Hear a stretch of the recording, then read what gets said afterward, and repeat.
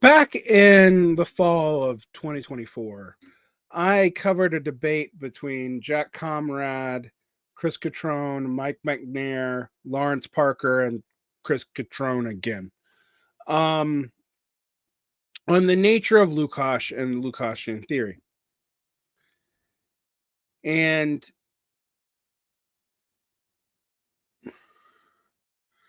I wanted to deal with that to some degree.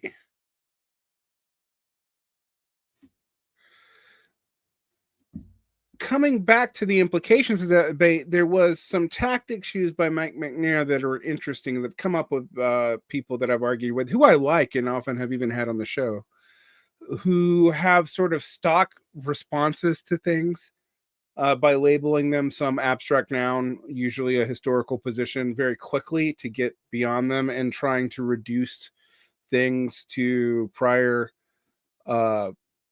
idea sets. So, for example, I've heard this on the Measures Taken podcast from the show. Stephen Hamill one time accused councilism of being a degeneration to syndicalism, which it might be degenerative and it might be impossible, but it's not syndicalism. The fundamental assumptions are actually different in ways that are superficially similar, but actually quite different when you look at what they're actually arguing for. Councils controlling all of production is very different than the workers of a particular factory controlling the factory as a co-op, for example. So this is a thing that's in general, you see it in Marxism, but I wanted to talk about it specifically because I think this is very useful. And Lawrence Parker is a very interesting, historian of the Communist Party of Great Britain, of which the Weekly Worker and the Communist Party of Great Britain Provisional Committee that puts it out are part of. So, let's get to it. Springing the Philosophy Trap, a critique of Mike MacNair. Back in 2013, the Weekly Worker ran a debate about the legacy of George Lukács. We've already read all the articles in that debate, actually, which I was somewhat involved in. It would be obviously perverse to restart a stone-cold debate about a famous Hungarian revolutionary philosopher after 7 years, and I have no intention of doing so.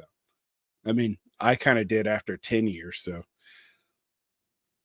Good Dr. or Mr. Parker, I don't know which one you are. Go ahead.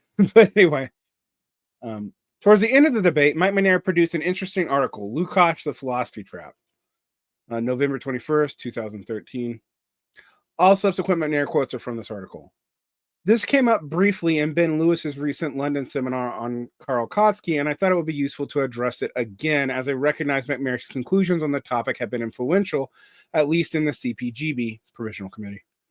And other CPGB leaders, such as Jack Conrad, who I suspect is much more of a Hegelian Marxist than MacNair, have been largely silent on the topic. MacNair's 2013 article was interesting in its arguments about the practice of philosophy by the left. I was less interested at the time in MacNair's attempt to the philosophy trap to reduce Lukács to a shifting set of schemas, ultra-leftism to Cominternism, and so on. This type of identity thinking, reducing historical complexes to schematic, undeveloped concepts that do violence to the history supposedly being explained, runs through the left repeatedly. Abso-fucking-lutely it does, and it's really annoying. Trotsky's writing on Lukács, led by Michael Lowry's George Lukács from Romanticism to Bolshevism, first published in French in 1976, has a different schema from MacNair, but the same essential method, reducing the career of Lukács in the 1920s to a rubric of first ultra-leftism, then revolutionary Leninism, then Stalinism. Asterisk. It's become clear to me that late Lukács is less Stalinist than we accuse him of, just like late Althusser. Lukács' great nemesis was less Stalinist in his late life than we accuse him of. They had critiques of the Soviet Union in the 40s, but nonetheless.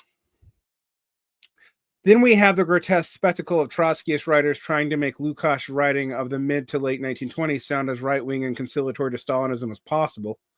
It's not even that such writings are wrong. in that it's no secret that Lukács supported Stalin in the perspective of socialism in one country from the mid-1920s, for example. And MacNair has obviously discovered some truths about Lukács of history and class consciousness in the early period of the early Comintern. But in the process, Lukács turned into a horse tethered to one fixed point of reference, Stalinism, Cominternism, whatever, around which his writings are forced to endlessly circle, and the unity and diversity of his thinking falls into an abyss.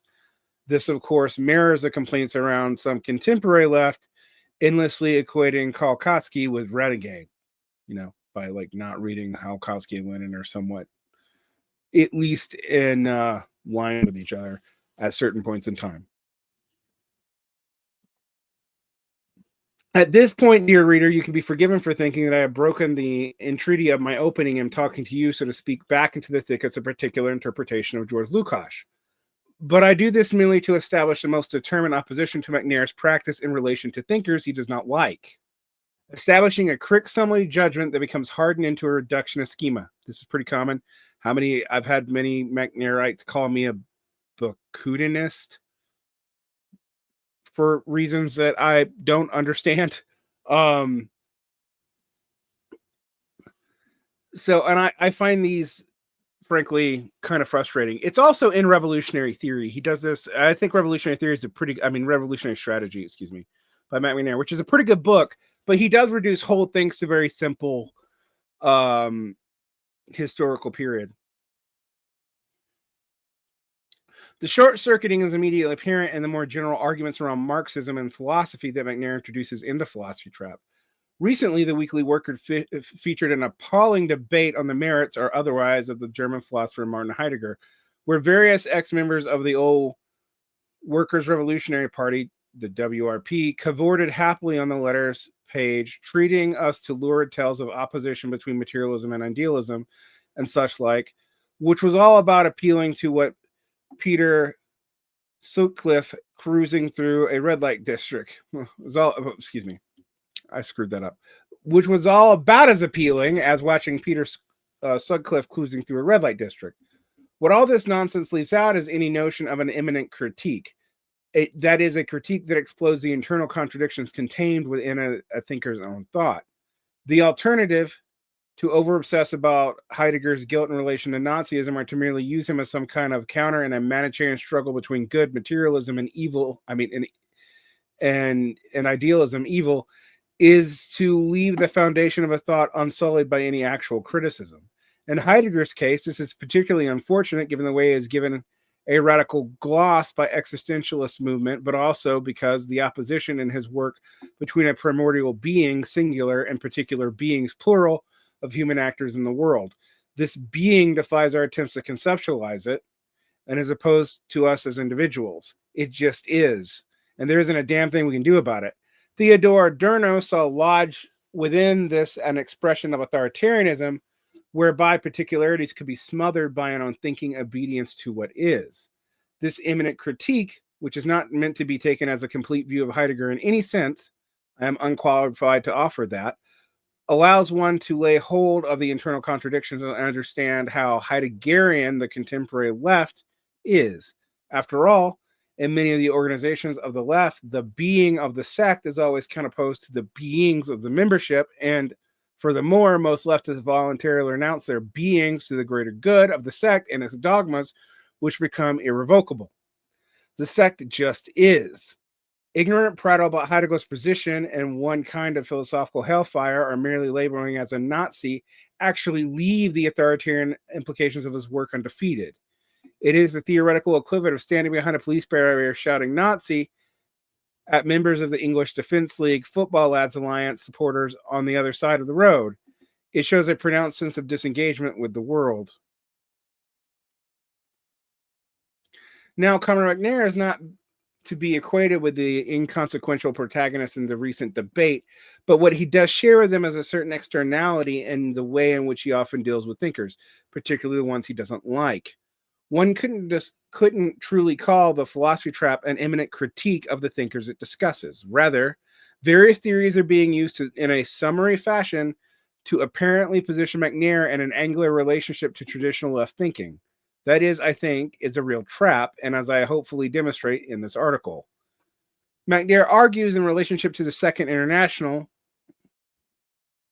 that an approach that sees its collapse as merely being determined by being insufficiently theoretical or philosophically Marxist foresees the creation of a mass of competing groups, sects founding on the basis of theoretical agreement. As an aside, I've never argued that the collapse of the Second International was solely due to such a reductive schema. And I view the whole idea of Lenin's magical conversion to dialectical thought by reading Hegel's Science of Logic in 1916 as a seductive fable fit only for children's nurseries, like freedom or justice or those kind of things that if we don't problematize them at all or defend them at all. I'll get back to that later. I think we need to unpack some of what MacNair is saying here, as it does appear to be a kind of hinge of his understanding of what the philosophy trap is. Complaining that the organization or actions of the labor movement is, in whatever form are insufficiently theoretically or philosophically Marxist is a type of big, dumb, badass argument that sects use to demarcate themselves from other sects and the rest of the world. This does not take the form of a particular understanding of, say, the history of the Soviet Union, forming the basis of the unity of the sect through the theoretical agreement. This is a trap, and those sects, such as the WRP, that added in further layers of differentiation around philosophical matters and through furnishing its cadres with an awful philosophical education recently displayed in the Weekly Worker, merely added to further levels of madness. Although I am somewhat grateful for Jerry and the Pacemaker's promotion of the Soviet philosopher Evald Ilenkov, proof of somewhat good can appear in amid the worst kinds of horseshit in both Ilenkov's and the WRP's case. Ouch. In any sane world, grandiose conclusions such as X is insufficiently theoretically or philosophically Marxist will only appear after a fairly long and considered exchanges. Instead, it is the conclusions, usually turned into labels of theoretical analysis, that get branded about as a means to differentiate people into sects. When I first became involved in the left in 1989-1990, I felt this very keenly as a supporter of the Revolutionary Communist Party, RCP. That's the British one. Probably the ones around Living Socialism and Frankfurter, yeah, it is. Because my organization didn't have a proper badge or label relating to its analysis of the Soviet Union, which was embodied in a book, Frank Furuti's The Soviet Union Demystified, 1986. Furuti. You've been doing this for a long time. Anyway, SWP members were state caps. More Orthodox tracts had their degenerate worker state capitalist, by the way. So SWP members mean. While all I had was a succession of passages about the inability of the Soviet Union to socialize its product and its dysfunction of a division of labor, leading into the fragmentation of the Soviet economy and so on, which, try as I might, I couldn't boil down into a handy cut price definition. Actually, what the Oxford RCP cadre told me was right. Don't get hung up on labels. Let's work out what the actual dynamics of the Soviet Union are. Hill Tickton tried to do this separately too, and I think he did an okay job. But anyway. But that wasn't the culture of the broader left, and I was always impatient to short circuit this. I used to stay awake in bed thinking about absurd labels and badges for the Soviet Union that I could use. I toyed with the non-worker state for a while, which, looking back, was a fair index of how desperate this enterprise was. It was a similar dynamic when the issue of the nature of the Soviet Union came up in the CPGB circa 1998. It was Jack Conrad who provocatively labeling the Soviet Union as a slave society on the front page of the Weekly Workers that threw most of the members of the Manchester cell into rage, with one member resigning almost instantaneously. And we spent much of the summer debating the consequence of this counterproductive badging exercise. Conrad then spent some time arguing that year that such laboring exercises were pointless and that we needed to understand the Soviet Union's laws of motion, which is what I think, by the way. I don't think, when people say it's state capitalist, I'm like, well, what vector of capitalism did it maintain and was controlled by the state, and what wasn't, and which was the thing, and how did you do that, and how did money work, and where did it work where? And I don't get good answers to it at all. I get thrown Ruta Duniskaya and C.L.R. James books, or some stuff by Alex Kalinikos and Tony Cliff, neither of which are particularly compelling to me. Often because they work off of such an and I'm not calling them idealistic here, they're trying to be materialist, but ideal notions of what words mean that I don't understand what they're saying, and they don't seem to have to know a whole lot about the actual functioning of the actual Soviet Union during the entirety of its history to make those claims. All right, this was to little avail, and Conrad was always being badgered by the Manchester Conrads to tell them what the Soviet Union was, what was his label, what was his ultimate conclusion. You could see the same kind of thing on the more orthodox Trotskyist left. Generally, cadre were tooled up, I use the analogy deliberately, in the idea of the universal structure, but struggle between materialism and idealism, and everything in philosophical history to be somehow bound and gagged into this horrendous and reality Stalinist summation. So this kind of thinking is definitely a trap, but arguably it has precious little to do with the philosophical knowledge, which I interpret as having to be concerned with epistemology, the theory of knowledge or thinking about thinking, given that the Marxist left simply can't be trusted with ontology explorations of the nature of being due to an ever-present temptation of reductionism.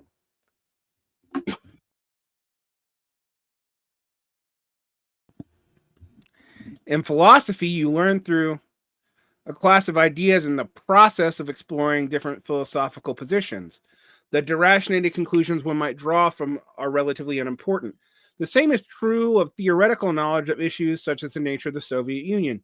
One learns far more from the clash of opinions in the process of exploring alternative positions, eliminating them, figuring out what the key terms were. Why are these historiographic and theoretical terms important? What do they tell us and what do they hide? Those sorts of things. Reception histories, that sort of thing.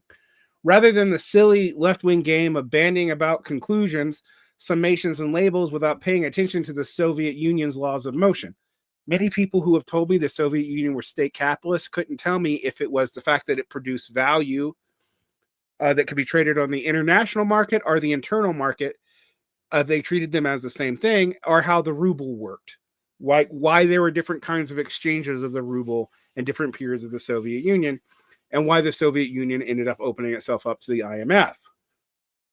Bordigist, I will give Bordigist this, that they tend to have the most theoretically clear definition of what they mean by state capitalist. I'm not totally convinced, but it's a lot better than pretending that the NEP went on forever, that some people do. Etc., etc. Similarly, the deformed worker state thesis, well, what's the element of the worker state that's particularly deformed, and why does this imply a clear teleological ending that you already know? You know, there's a lot of problems with all these rounds of argumentations, and it used to piss me off too, which is why I was never an orthodox Trotskyist of any variety, which, despite what some people on Reddit and on X will say, I've never actually been a formal Trotskyist. Nor am I a person who blames the problems of the Soviet Union in the 1930s just on one person, or two people, or four, right? There's an entire social apparatus and complicated things, including things that happened outside of the Soviet Union and other nations, that made certain things almost inevitable, or at least highly probable, and other things were about what choices people made and how they framed them in the incentive structures that they set up. Anyway, this can't be answered with it was state capitalist or it's a deformed worker state, or it was true Leninist until 1942, then it became revisionist, even though I can't tell you what part of the theory was being revised other than Stalin good being turned to Stalin bad. Or the fact that a lot of people who hate Khrushchev support the crushing of the Prague Spring or the Hungarian Revolt, even though it was done by a figure that they hate.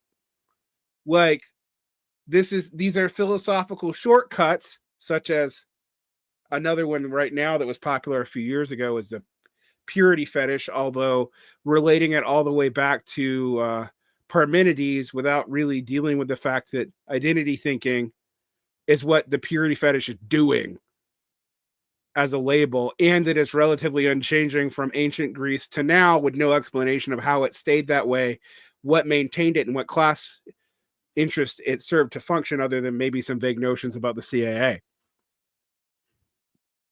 That's not thinking. That's actually a way to not think. It foregoes all conclusions in terms of a term that you don't even clearly define, in a history that you read historiography as history itself. So you read the categories of history as existing in history in a way that they don't. Anyway, as you can see, it makes me quite mad, but it's the most common mistake I see on the left. And it comes down to, like, you see this with class positions too, people claiming essentialist versions of positions of class without realizing that A, that's not even how Marx thought class worked, and B, you're often applying them to people who aren't from the class you're accusing them of holding the class position of, as if class positions exist wildly in the world and you just kind of find them regardless of your own lived experience, habitus, and social being in the world. I mean, come on. It turns your brain off and serves as a defense mechanism about how you could figure any of this stuff out. Anyway, back to this. One learns more from the class of opinions in the process of exploring alternative positions rather than a silly left-wing game of banding about conclusions, summations without paying attention to the Soviet Union's laws of motion. This is why I think I host so many, I have so many of these things where these articles are arguing with each other, because you need to go through the arguments, and you might disagree with parts of them or agree with parts of them. The point isn't even to declare a winner. The point is to understand how these people came to the theories that they did, what it could say for you, and if you can use it or not, other than to protect your own fragile ego. All right. This again is mere standpoint theory, striking a pose to situate oneself in the universe of nothingness. Sect philosophy and sect theory is thus a trap, but the process of philosophical and theoretical enlightenment and the concurrent task of being skeptical of the reason of the contemporary Marxist left is not a trap. There is no such thing as a philosophy trap per se. It is merely a rhetorical device. Like many things you guys give real substance to, you are actually hypostaticizing reification in a different sense than what Marx means. A rhetorical device, giving it some like substantive movement and material history that it shouldn't have. All right. The trap rather lies in any reversion to the so-called empirical theory of knowledge, which on the Marxist left is instantaneously mediated by the object of the sect, which scuttles any hope of rationality and truth in the case of its own non-empirical tautologies. Such reason can only be unpicked by a critique of such reason. It can't be capsized by empiricism, aka you can't disprove it with facts. Thus, science can become immortal. I had a whole show called Mortal Science to make up for the fact that I thought that the idea of an immoral science was the dumbest fucking idea I'd ever heard. It's like an invariant program of historical materialism that also doesn't make sense. If you look at what Bordiga was claiming and the actual demands in the Communist Manifesto, they're not really all that related to each other. But anyway, MacNair treats Immanuel Kant, 1724 to 1804, as an example of counter-enlightenment philosophy. Kant's lineage is developed down from Bishop Berkeley and David Hume, attacking John Locke for the idea that we cannot derive knowledge from sense perception. MacNair goes on, when we move into the German philosophical revolution, Kant takes from his starting point from Hume. Why? It is hardly surprising. Kant is writing in the context of the Enlightenment despotism of Voltaire and the enlightened Prince Frederick the Great of Prussia. If we conceded probabilism based on sense perception, we end up taking seriously the opinions of cobblers and barbers on religion and politics. This counter-enlightenment philosophy, and precisely because of its political and religious commitments, these arguments are creating a closure against the adverse empirical evidence. This is done precisely by making the relation between the subject and the object the starting point.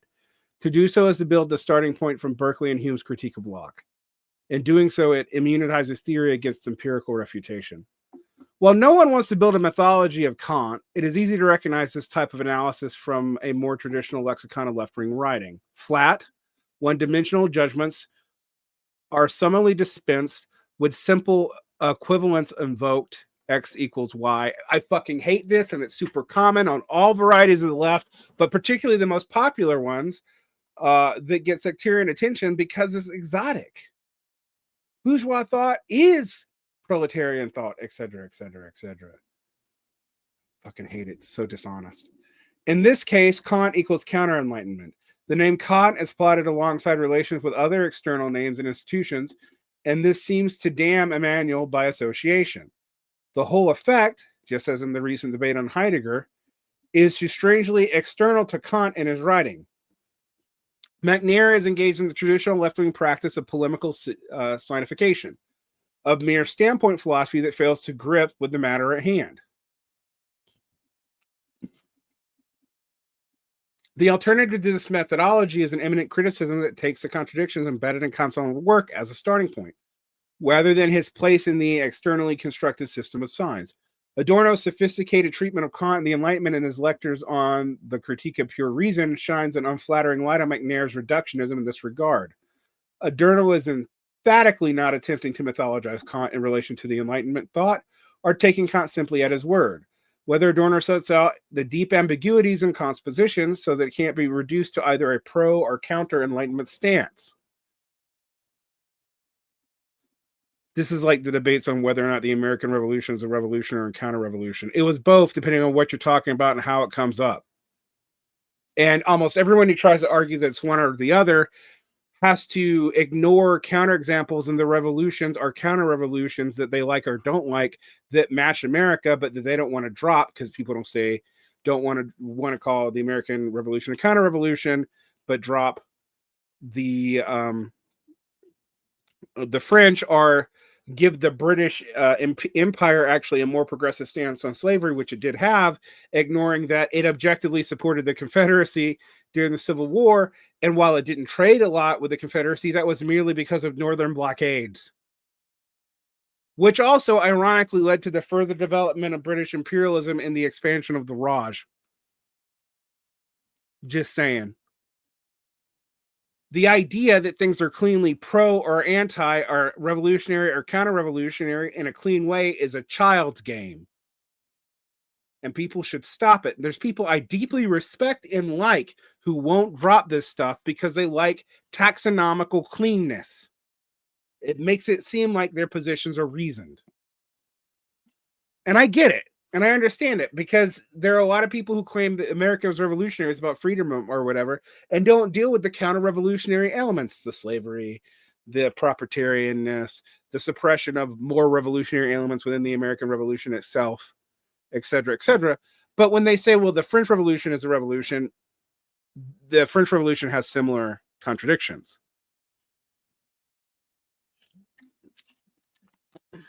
All right, back to this. Adorno begins with Kant's polemic against the Swedish theologian Emanuel Swedenborg, primarily an attack against all dabbling in the occult before moving on to the former's powerful statements of faith in the Enlightenment form. Answer to the question, what is Enlightenment? 1784. That's my aphasia kicking in, sorry.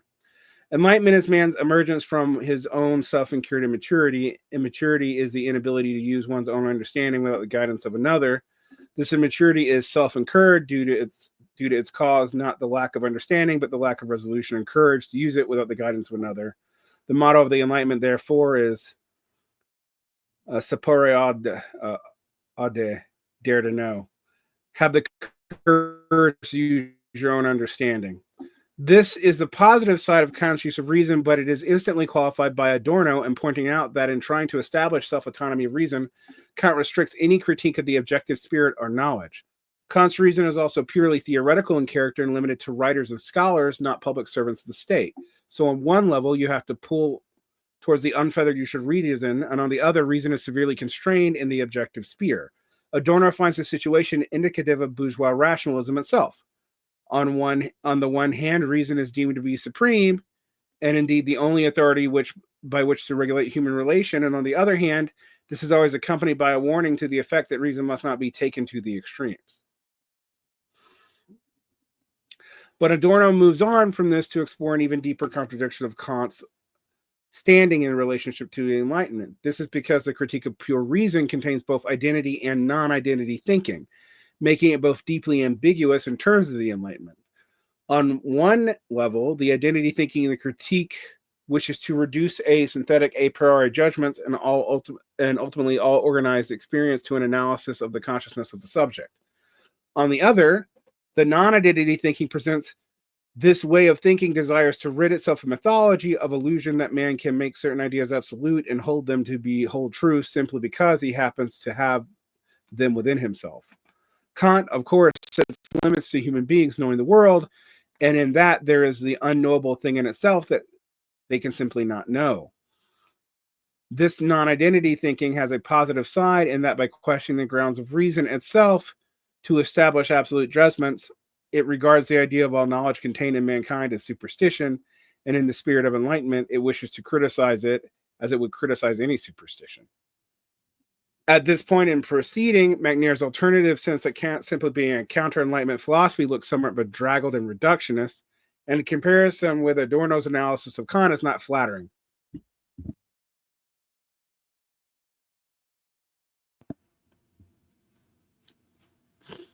But this debate is more than merely saving Kant from summary judgments of leftist oblivion or in establishing Adorno as any kind of philosophical deity, although his approach is very obviously more dialectical than that of MacNair's.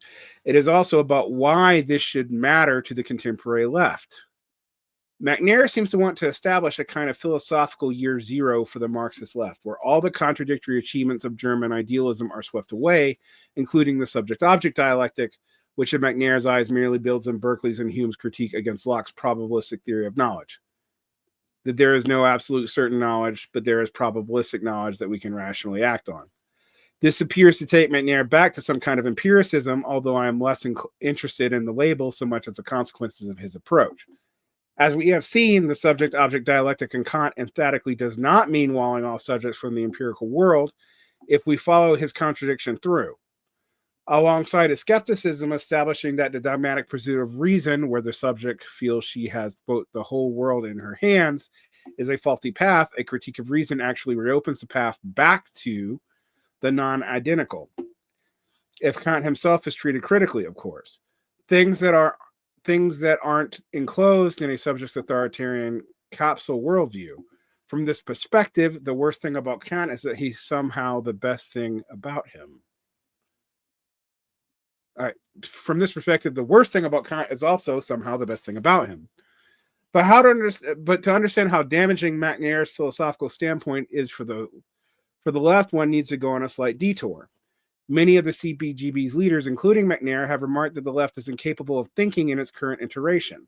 Only recently, Ben Lewis referred to some of his previous works on Kautsky as dogs that didn't bark, and I can currently attest to the feeling as someone who has worked on the historical projects that contest the matter in which the left has hitherto viewed the subject matter. You mostly either get crap in response or silence.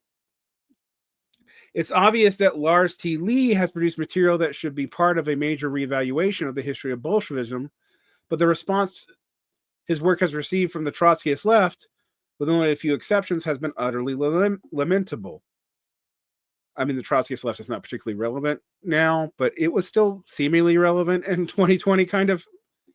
Anyway. So we can carry on bringing historical documents and controversies out, and I'm all for this. But the risk certainly appears to be us building a massive drift of empirical material that in some way becomes a bit like Kant's unknowable thing in itself, apart from the relation to a small critical substratum of the Marxist left. To appreciate that weight of historical material, the left needs to relearn to think again, and that may mean a recourse to philosophy, crudely defined in this instance as thinking about thinking. But MacNair's filleted philosophical worldview would suggest that Locke's probabilistic knowledge is good enough for the left to comprehend what is in front of it, with any epistemological critique of the notion of subject-object dialectic left aside, merely leaves the left at the mercy of identity thinking. A left-wing reader who has been through one of the Marxist sects will not approach a detailed historical argument against her conventional thought on the subject on the basis, which may appear reasonable, that because the author has a historical text, has assembled compelling evidence, then it is probably true. No, it is likely she will be able to read evidence through a fixed reference point, and that it will be largely non-comprehensible as a result. This is the whole everything becomes anything that's even against what you believe still comes to become proof of what you believe way of approaching things that dogmatic thinking leads to. It's a way of protecting your biases. It would be filtered through the objective needs and demands of her sect education and the points of historical evidence. No matter how compelling, will be reduced to her a priori understanding. Black will be painted white, and the more evidence is provided, the black is still black, the more it will be reduced to white. The alternative is the despair of avoidance and silence, and thus we go around in circles, and we see this all the time. And this is actually getting worse in the internet left, because doubling down on reductionist views and guru cults of dead philosophers or contemporary streamers or what the fuck ever becomes a way to get your own social identity and try to ameliorate some alienation that you probably shouldn't ameliorate in the first place. Anyway, wrong alienation to fix, buddy. The only alternative to this is to try and tackle the subject-object dialectic that lies at the heart of such identity thinking. The arrogance of sect-influenced subject who believes she can encapsulate all the manifold objective world in her dogmas. Like Kant and Adorno, we would want to criticize the leftist superstition like we would any superstition, but this can't be reduced to any catechism or brief summary of dialectical thinking, thesis, antithesis, synthesis, or any notion of pet philosophers presented in some kind of unbroken theoretical lineage. You hear this argument by genealogy all the time. It can only be accomplished through a constant process of thinking and rethinking. Yes, it means constantly probing away at reductionist thinking when newly found non-identical evidence that constantly threatens to overthrow existing schemas. But that will be utterly useless if one can't critique the theory of knowledge that underpins the reception of this history. In other words, we have to consciously overthrow reductive identity thinking by contemplating and working through how subjects epistemologically mangle the objective world around them, which is actually a logic embedded in the structure of capitalism itself, aka what we call ideology. To conclude, we should try and map MacNair's work more broadly onto the current project of the Enlightenment of the left. In his work such as Revolutionary Strategy, he presided over a vast accumulation of historical knowledge, brilliantly undercutting whole swaths of sect-inspired dogma. Yes, although he has his own inconsistencies, he changes definitions without stating it sometimes, seemingly by accident. I talked about this on his definition of statehood and all that. It is one of the most original, exciting books that the Marxist left has produced in recent decades. I actually agree with that. Revolutionary Strategy is a pretty good book. It actually does a pretty good immanent critique of Trotskyism too, without the normal like, oh, it's just, Nazi sympathizing claptrap or whatever historical stuff people imagine so that they don't have to change the way they view the world. In contrast, writings such as The Philosophy Trap more soberly remind us that while Comrade is the foremost critic of the existing Marxist left strategy, he is also a product of that left, and his tendency to breezily wade into thinkers on the basis of short capsule comments that have fixed points of reference is a dogmatism that's already seemed to threaten the edifice of his thought. And I've talked about this when people will call things, look, that's just Bakutinism, except that no one here's referencing Bakutin or even actually agrees with Bakutin. This is like a construct that you've made up and you're using it to not engage with these thinkers. Neo-Celts, I'm looking at you. I love you guys. You're some of my favorite leftists and some of the most inventive ones we have, but you also do that, and it's frustrating because it doesn't deal with what people think. MacNair seems to be determined to leave the accumulation of historical knowledge at a primitive stage, given his fulsome denial of some of the philosophical tools by which the knowledge can be more properly engaged with by the Marxist left. Ooh. You guys should read this. It's pretty interesting. And I don't just bring it up to pick on MacNair. I like MacNair, actually. He's one of my favorite living Marxist thinkers from the Isles. I also really like Ben Lewis's work. But I do think this critique is fair about the tendency to do reductions based on genealogies that don't really deal with the complications of people's thought, and that often doesn't square them concretely, and is guilty of all kinds of fallacies: genetic fallacy, over reductionism, affirming the consequent, starting with your conclusions first, etc., etc., etc.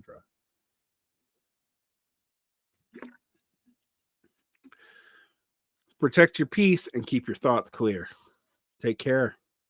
Like and subscribe. Hit the bell. We have more behind the Patreon wall, and lots more actually. And if you don't have that money, we have a free podcast if you like to listen to the interviews. It's just the interviews. You still have to come here for the solos and the radical engagements. I do have audio only for them. I consider it slightly less optimal since I sometimes stumble over text, and I have the text up here for you to read, and I put it in the show notes.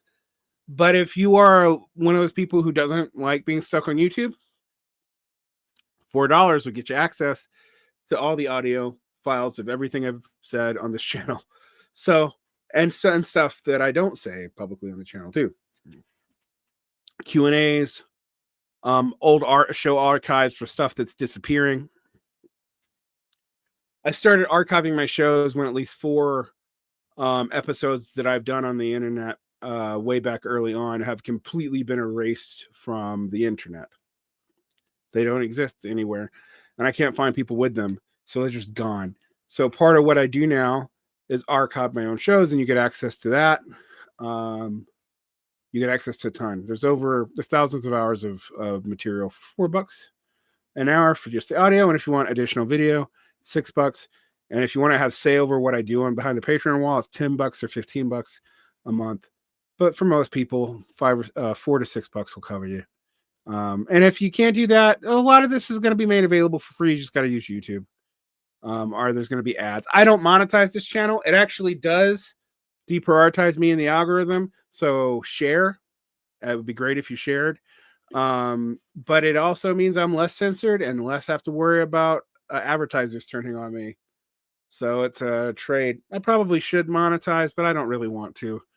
I have a lot less pain in my ass by not doing that. All right, take care. Like and subscribe. Hit the bell and protect your peace.